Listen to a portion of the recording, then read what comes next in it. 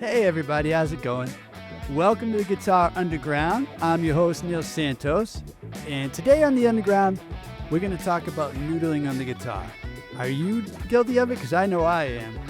Where you sit down to practice, and you have all the best intentions. You're going to work on those things you've been meaning to work on. You're going to learn that tune. You're going to practice those new scales. You're going to learn some new chord voicings or a new way to improvise through the changes on a tune. But after 45 minutes, maybe you realized that you watched 100 YouTube videos, right? You just sat there and played the same lick 100 times. Maybe you played it over here. Like you just end up noodling and not getting anywhere, or you're just trying to, unfocused practice, I guess you could call it. So today we're going to take a look at that. We're trying to help the stuck guitarist that knows a bunch of scales. They've watched, like I said, hundreds or even thousands of YouTube videos. They can play decent licks sometimes, but every time they jam, it just turns into random scale runs, repeated patterns, panic playing, where you're like, I gotta play something. So you just play something. Your fingers move faster than your ears do. So like your ears are always constantly playing catch up. So what we're gonna do today is we're going to check out 5 facts about noodling on the guitar, from like why it happens, are there any benefits for it, things like that. And then we're going to look at 5 actionable tips for you to do that you can use today to help you break out of the noodling habit. All right. As always, if you're into practical guitar conversations that help you actually feel more free on the instrument without drowning in theory, make sure you follow or subscribe to the Guitar Underground. It's the easiest and cheapest way you can help support our cause, our mission to help one guitarist at a time, or help all the guitarists at the world one guitar lesson at a time. All right. That was my little tag music there. All right, guys, let's get into it. Here are 5 facts about guitar noodling that you might not know, or you might know intuitively, all right? So fact number 1, noodling isn't always bad, but unconscious playing is. All right, so what I mean by that is noodling can actually uncover ideas when you're just playing around, and a lot of the best songs or riffs or, voice leading patterns all happened when someone just threw their hands down on the guitar and just started, playing something and not overthinking it. Now that type of noodling is cool, right? Because it leads to some very unexpected and maybe even groundbreaking for the player themselves ideas or horizons, which is cool. That's cool. But unconscious playing, where you've played the same thing 1,000 times. Like when I was a teenager, I played through the modes 1,000,000 times. There's stuff like this where you're just going, yeah, I'll aim it down. You're just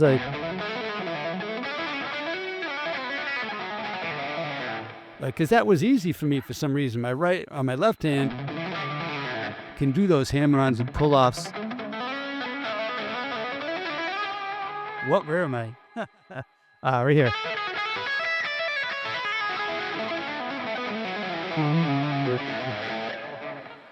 So I would just do that, right? Forever.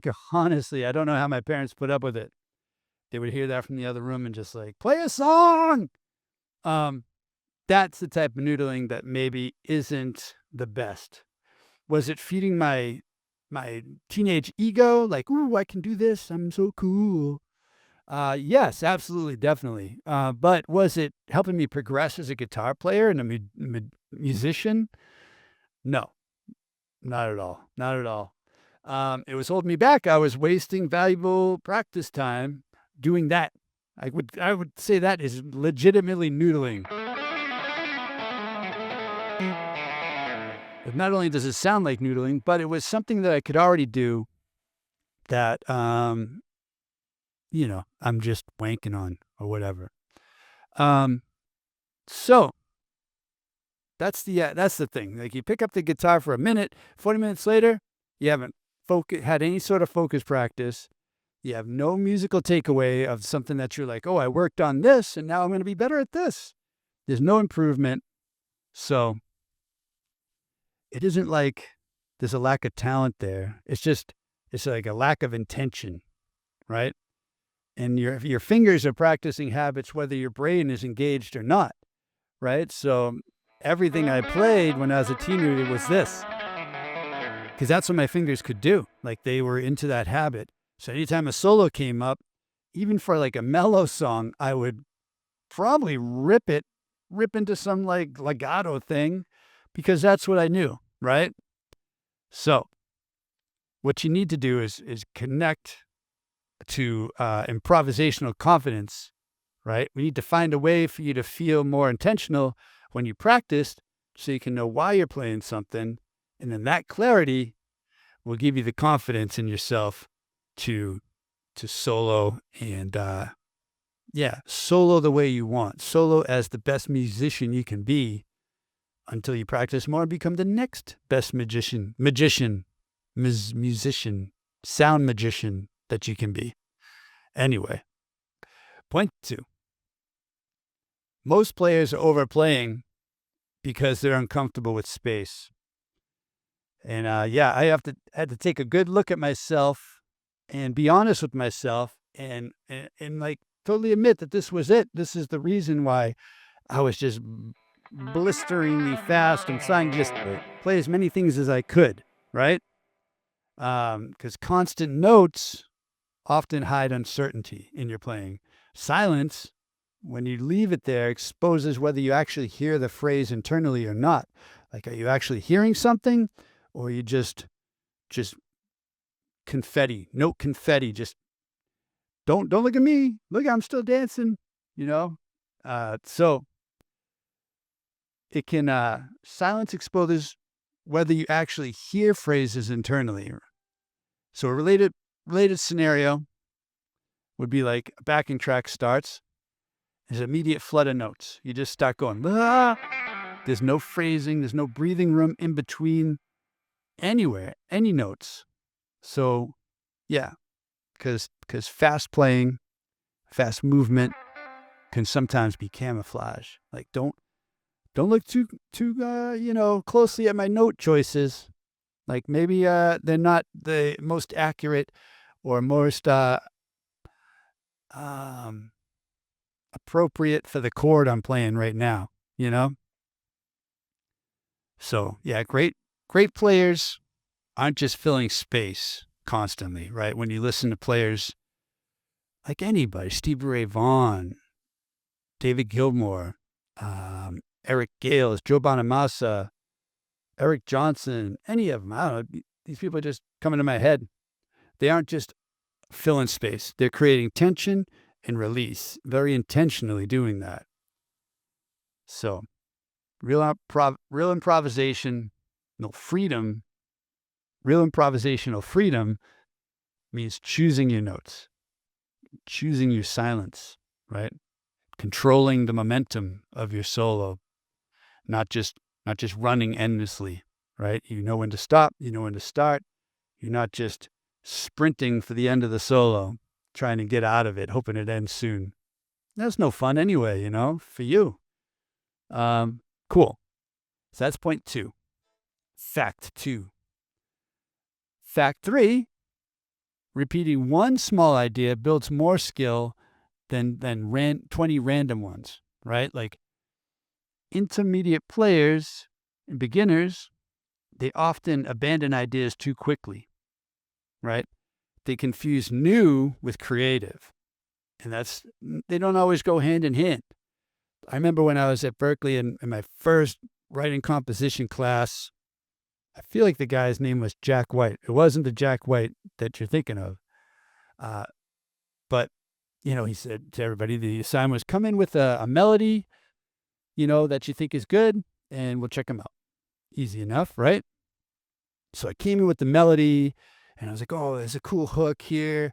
Ooh, here's like another sounding cool like hook. And then we'll go into this one. And I really liked how it sounded. It had like this thing and that thing. And I felt pretty confident about it. So I go in to the core class that day. Everybody's, having their melodies played by him, and he's saying, "Oh yeah, this is good and this is that." And then he came to mine. I'm going like, "Yeah, I got this." I give it to him and he plays it, and he was like, "There's like you put in all the ideas." He's like, "There's too many ideas in here. Like, you need to like limit them. Like you need to just take one idea or two ideas and develop them, because otherwise it sounds maybe it's too much. It's like too much sugar in your coffee or too much salt on your food. It's too much. Like you can't enjoy it. It becomes very hard to digest. And then, but also like by developing one or two ideas throughout a melody or throughout a solo, what you're doing is you're giving some sort of, well, I don't say continuity, but it all sounds related, right? Like even anything like a motive like this that goes up 4 notes, you could play it, you could invert it. Now those are related. They're not the same idea, but they're flipped around and you're getting creative with it. Or you could do like, there and then go down from here. Stuff like that, The great composers all do this. John Williams, he does this all the time. I just went and saw my son's band concert, and they played like a big medley of John Williams tunes. And you can hear it in his playing. Give a listen to some of those, like the E.T. theme or Harry Potter or Star Wars, Jurassic Park, any of those. And you can hear it. Try to pick out, oh, there's a melody, there's a motif. Oh, there it is again in another instrument. Oh, there it is like stretched out. All right. Or there it is like repeated, but really fast. Or whatever. And then, like that's the type of creativity you want to pursue when you're soloing.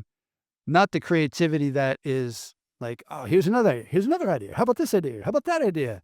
And the great part is that you can still use all those ideas in different songs and just develop them there. It's not like you have to get rid of them.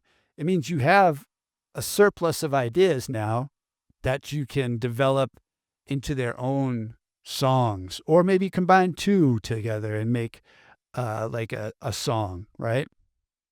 So that's the idea. Don't always be chasing new stuff, right? I wrote here that listeners don't connect with complexity first. That's like when you listen to a tune over and over and you start to really like it. What they connect with is familiarity, right? So when they hear something and then you repeat it, they go, oh, I remember hearing that before. And then, especially civilians, right? Non-musicians, people that just like to listen to music, they're not going to be so impressed with all your fast notes or how many ideas you have or whatever. They'll get lost or overwhelmed, right? I hear that a lot with people I talk to about jazz or bluegrass or whatever. It's just so many notes and so much, complex melody going on that they're like, at first, like, oh, this is cool, this is exciting. And then after a while, it's like, I'm saturated. Like, I can't listen to this anymore, whereas you can listen to yacht rock all day long because they have this sort of mentality where they develop a motif and it's not like super complex. I mean, like the harmony's complex and the arrangement in its own way, just enough to serve the song. But yeah, that's the idea. All right. So that was 3. What was that one? Repeating one small idea builds more skill, or maybe requires more skill than playing 20 random ones. All right. Point 4. Your ears need time to catch up to your fingers. All right. So Many players physically know patterns faster than they can hear them, right? When I was doing this stuff, I'm just noodling like crazy. I don't, I'm not really paying attention to what's happening.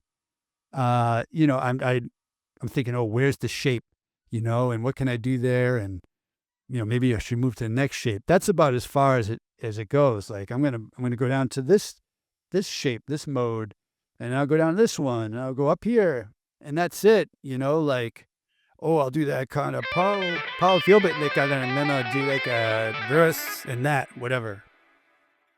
And yeah, that's not playing. That's not improvising or creating. That's just kind of the spray and pray approach.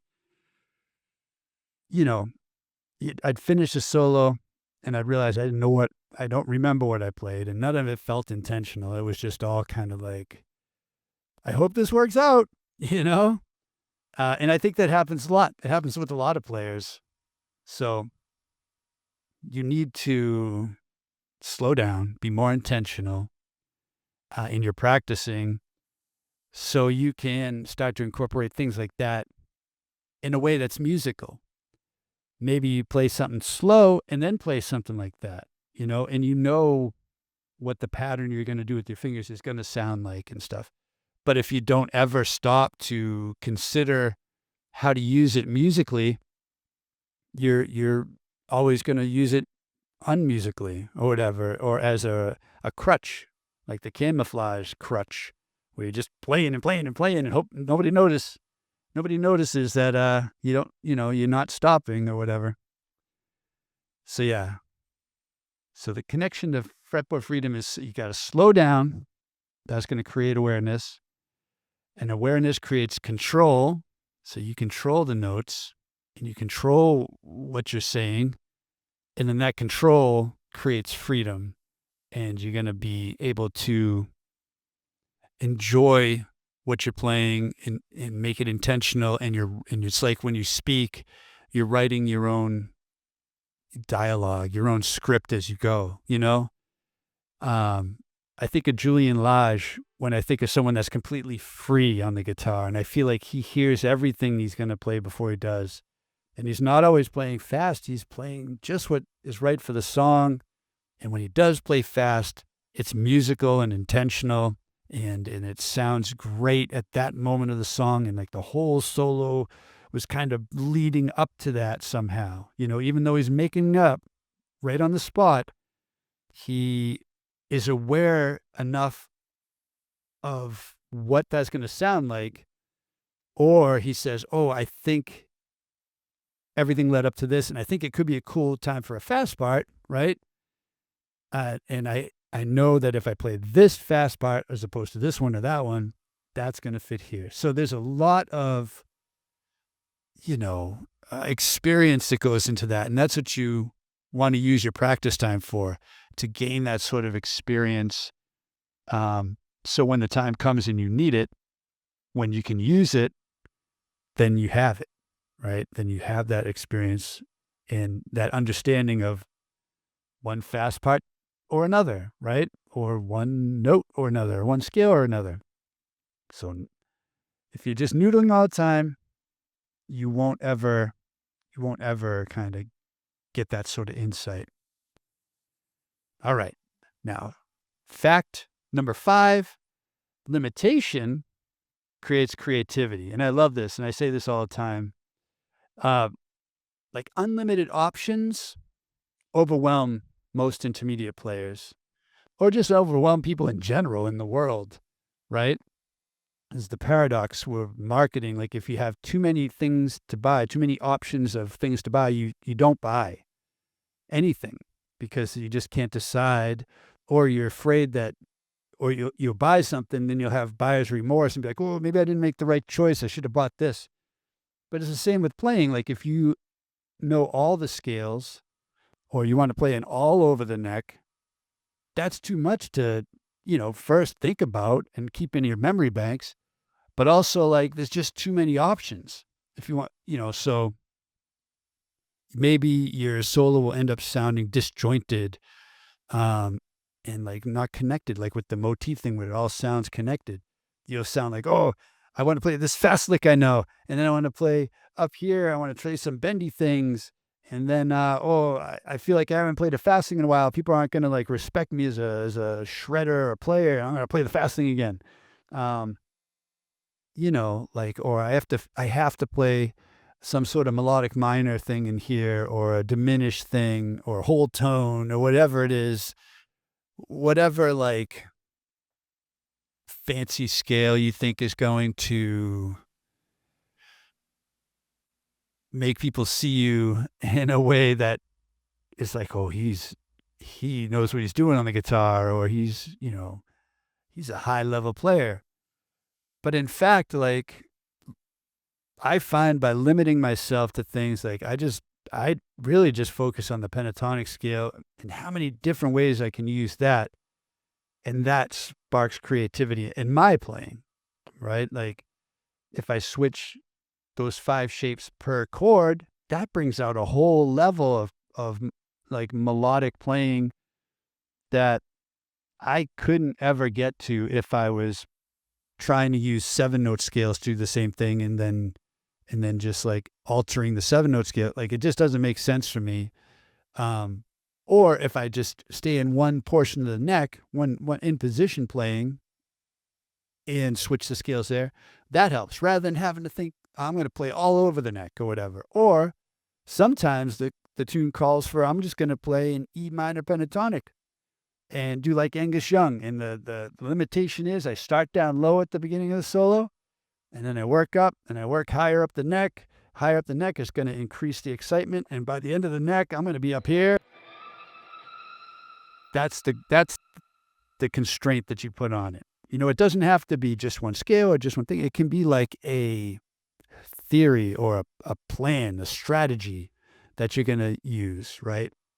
So that's the idea for that. And I see it in everything, even art, even in cooking, even in speech writing or whatever. Any art, any sort of creative endeavor benefits from this sort of limitations.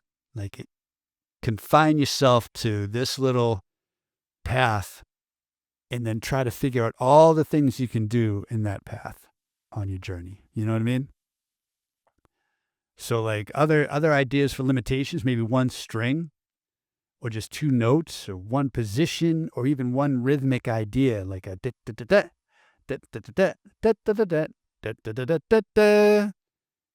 what theme song is that? Is that like Lost in Space? That's a motif, and it creates a memorable melody just based on that little rhythmic thing. Anyway, yeah, freedom on the guitar usually comes from structure first, right? Limitations reduce panic. Like you don't have to think of all the options. You're like, okay, I'm just focusing on this option, and you stop chasing notes. And then when you stop doing that, you start hearing phrases, right? These limitations create phrases out of the scales you're using kind of naturally, especially if you do it in practice and get better at it and more comfortable with it. All right. So that concludes the 5 facts about noodling. I hope you find them interesting. We're halfway through the underground episode. I just want to tell you about something. This is the shameless plug portion of the show. So let me tell you this. This actually reminds me of something I noticed from teaching guitar players over the years. Most people who felt stuck aren't stuck for the reasons they think they are. Some players are overloaded with information. Some rely too much on patterns. Some have decent technique, but no phrasing confidence yet.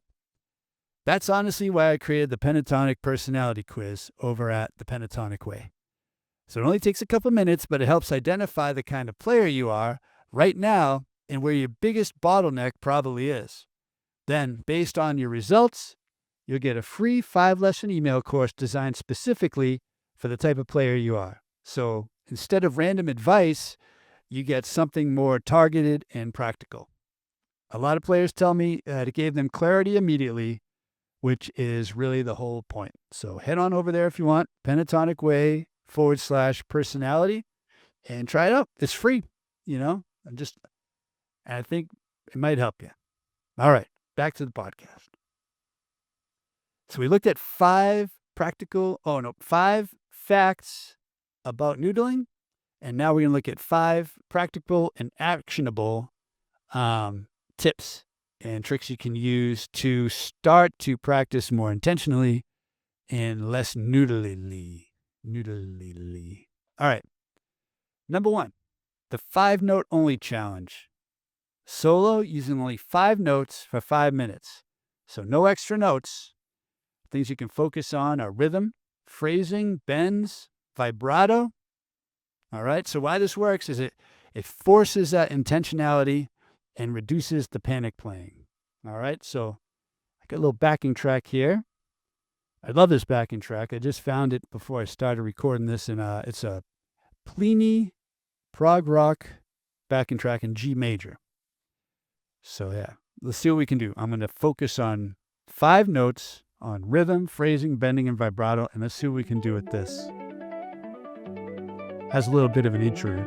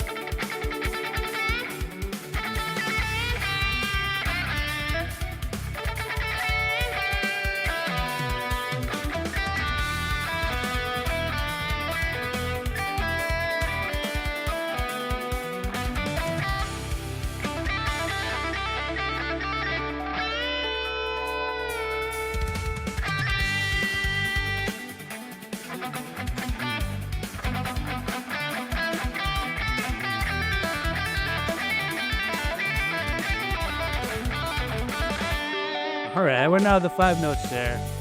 You guys stop. But you get the idea, right? Like, with just 5 notes, you can get a lot done, right? I feel like that was a lot. Maybe I'm deluding myself, but because the chords change underneath, those notes keep changing context. So even though you're playing the same 5 notes, when the chord changes, the notes are really new notes. Like they're still G and A and D, but now they're not the root, they're the 3rd or the 5th of the next chord or something, so they respond differently. So they're fun to noodle around with, and then just I was trying to find rhythmic patterns, something like that.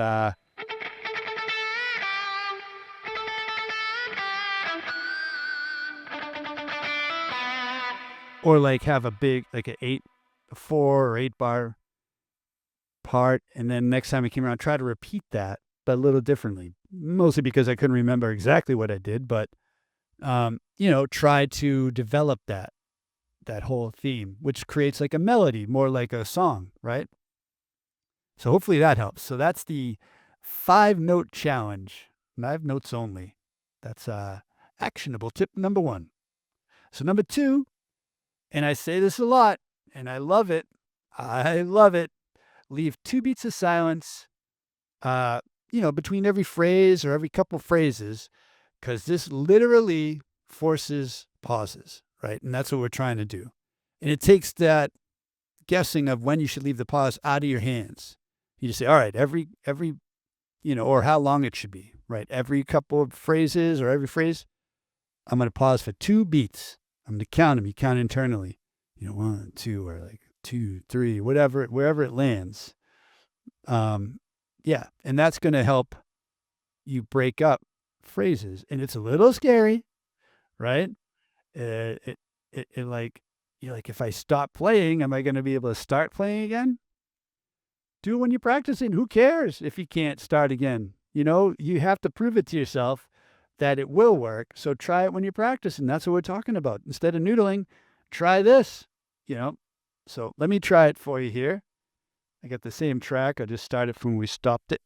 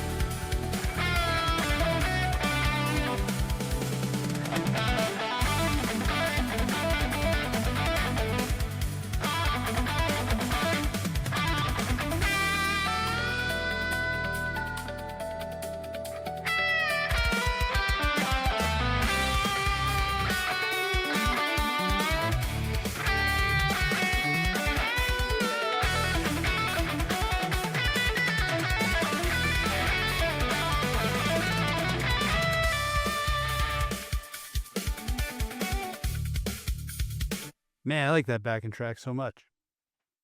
Cool. Yeah, so that's the idea. I know when I count when the when the music's playing, if I'm like 1, 2, it can sound kind of weird, but hopefully that didn't come across. Sometimes the audio effects may go or whatever. So anyway, that was number 2. Leave 2 beats here and there, and see if you can stop playing and start playing again and see how that sounds, see how it feels. I think it's very cool. And I think it makes me feel like I start to sound like a better player. Just by doing that, you're like, oh, I sound more high level, I guess, by not playing. Maybe if I quit guitar altogether and never played again, I would sound very high level. But I don't think that's how it works. So I'm just going to stick with the 2 beats. All right. Tip number 3. So repeat every phrase twice before moving on, right? So if you play an idea and you answer it, vary it slightly, develop it, kind of like what happened to me in that writing music comp class. Try to do that here, like when you improvise. So I'm going to try that real quick. And I have been, like, for some reason, this backing track brings that out in me.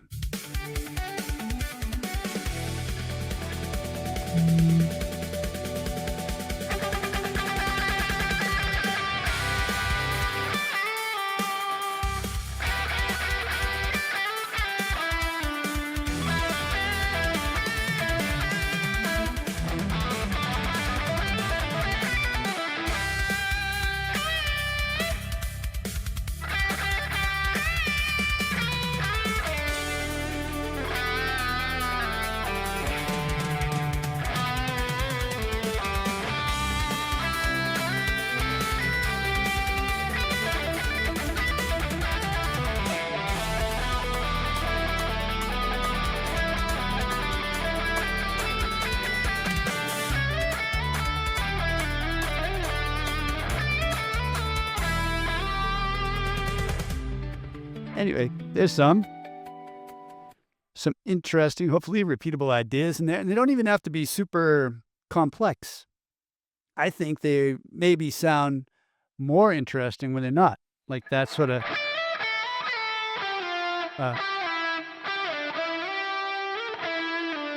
that's what I wanted it to sound like. I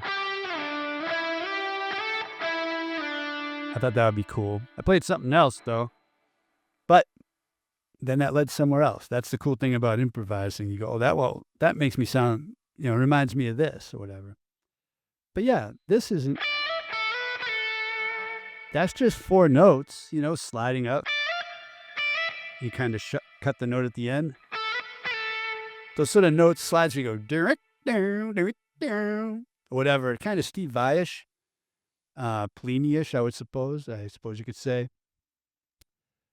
those are very simple ideas and very simple techniques to work with, but they're catchy, and they're more like a melody than when you play fast. And then I did throw in some fast stuff because then you're listening to the band and you hear this like the toms or something like everybody's hitting fast. And you go, all right, now's the time to throw that stuff in and be like, and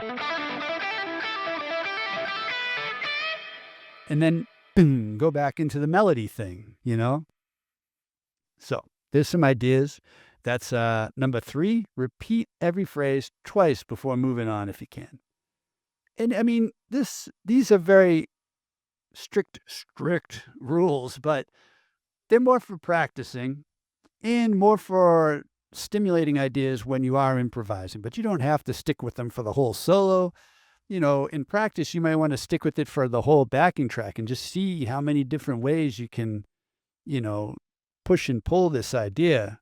So when it comes time to do it live, you go, oh, I should just do that pause thing. You'll have experience with it, like we talked about, and then you'll be able to like use it in different ways. And then maybe you try the repeat motif thing and then do the pause thing and then like play just 2 notes or whatever, So you mix and match these. Cool. So one position for entire backing track, right? This is tip number 4. Stay in one position for the entire backing track. Stay in the single pentatonic box. So it would even be better if it's a pentatonic box that you're not familiar with, right? So you don't have any safe zones already built in. On the first shape, you have your safe zones. And sometimes it becomes a problem because a lot of the students, I like kind of teach the pentatonic to like have the real way that I use it, the real way, aren't familiar with major pentatonic at all. So I show them, like, all right, you know the first shape? Yeah, I know the first shape. Awesome. All right, let's jam on minor. And then we jam on minor and they're playing all their blues licks. Am I cool? All right. Now this is how you use it as a major chord. All right, so play a major. It's like C major Ritz using it, going. And it doesn't work. They're planning to play their blues lick. That's what I mean by safe zones. Like in that case, it won't work. So what we want to do is get you out of your comfort zone. So maybe just stay in one position for the whole track. And if that's the third shape that you're least familiar with, that's the one I want you to use for the whole track. So I'll stick in the third shape here for the whole thing. I mean, I'm familiar with all of them, but just for laughs.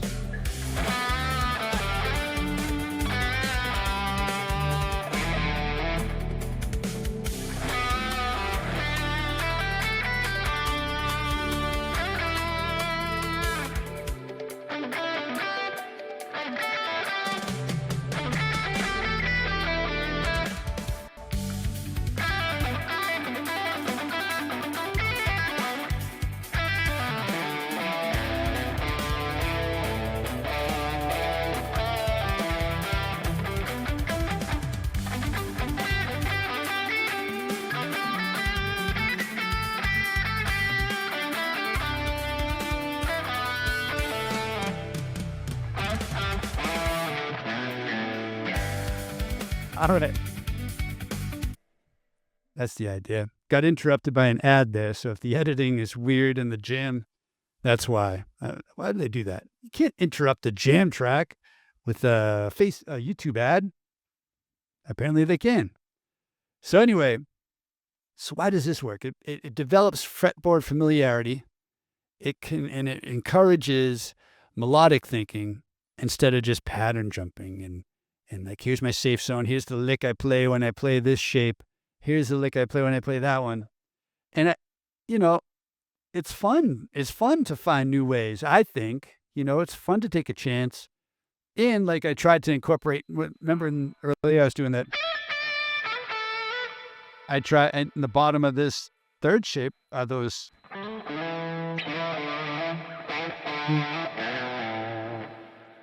like the groups of 3 short, like strings that go in the pentatonic scale. You know what I'm talking about, where it's like 3 whole steps in a row. So they're right there. So I was like, oh, I can throw that little lick in, Anyway, that's that one. And then number 5, record a no fast playing solo.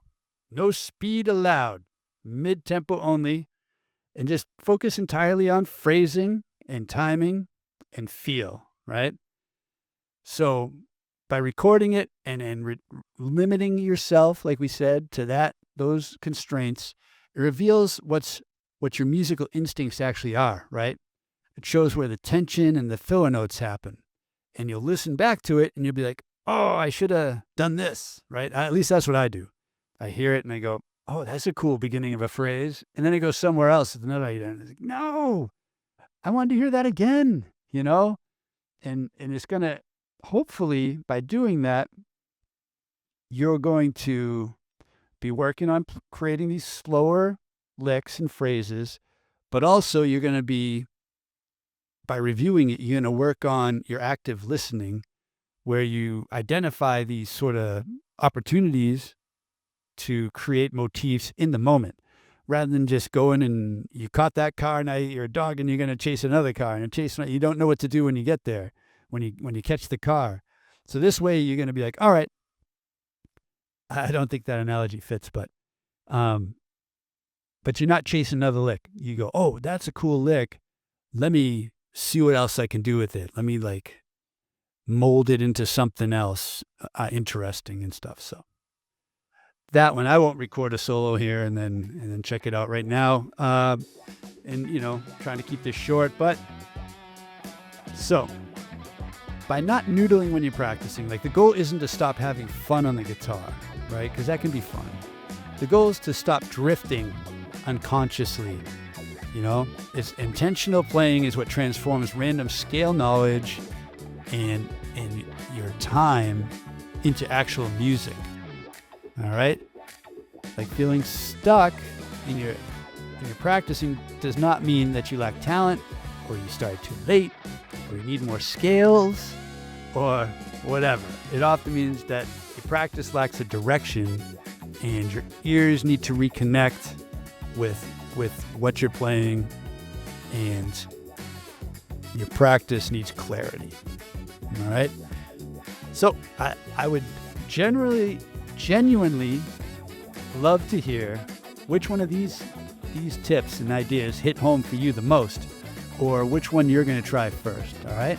Let me know in the comments. I want to hear from you guys.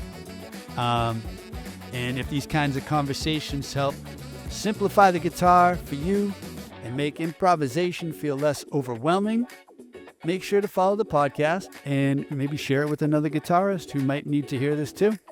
I'm sure they would love you for it. So, final takeaway, you don't become expressive by playing more notes. You become expressive by meaning the notes you play. Mic drop. It's on a stand. Oh well, just imagine I dropped it, all right?